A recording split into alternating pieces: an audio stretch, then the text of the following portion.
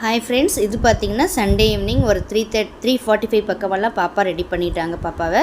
So 4:30 பக்கம் நாங்கள் ஷார்ப்பாக வந்து கோல்டன் டெம்பிளில் இருக்கணும். நாங்கள் வந்து ஒரு 4 o'clock பக்கம் நான் கரெக்டாக கிளம்பிட்டோம். ஹஸ்பண்டும் வீட்டிலேருந்து வந்துட்டாங்க. பாப்பாவுக்கு வந்து தலையில் வந்து நிறைய வெயிட்டு போட்டுட்டாங்க பழகுது. பாப்பா கொஞ்சம் டல்லாகவே வந்துட்டு இருந்தால் நான் ஒரு 1 hour பக்கம் அட்ஜஸ்ட் பண்ணுமா, அதுக்கப்புறமா எல்லாத்தையும் ரிமூவ் பண்ணிடலான்னு சொல்லியிருந்தேன்.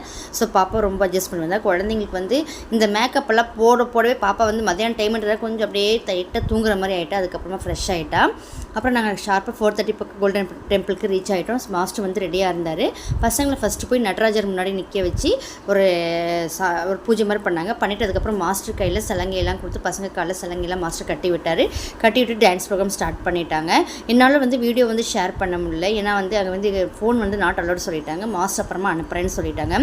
குழந்தைங்களுக்கெல்லாம் இந்த மாதிரி ட்ரெஸ் எல்லாம் போட்டு நிற்க வைக்கும்போது பார்க்கறதுக்கு அவ்வளோ க்யூட்டாக அழகாக இருக்கும். என்ன தான் நம்ம வேறு ட்ரெஸ் போட்டாலும் இந்த மாதிரி ட்ரெஸ்ஸில் குழந்தைங்களை மேக்கப் பண்ணும்போது பார்க்கறதுக்கு செம்ம க்யூட்டாக இருக்கிறாங்க.